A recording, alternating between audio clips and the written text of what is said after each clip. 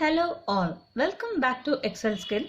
Today we learn how to do the formatting for any given data set. Here I am unable to view the data set since it has not been aligned properly. You can see here the columns and the rows are not been aligned. This is very tedious task to do for a longer duration or for the huge data. So now select the data and press Alt H O A for the rows. So you can see the rows are being aligned. Now for the column, Alt H O I. You can see the data has been aligned. Now you can work on the any given data set by formatting this way.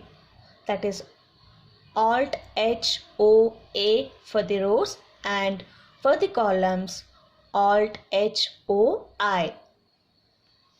I will come up with many more tips and tricks. Thank you for watching. Do subscribe. Do like, share and comment. Thank you.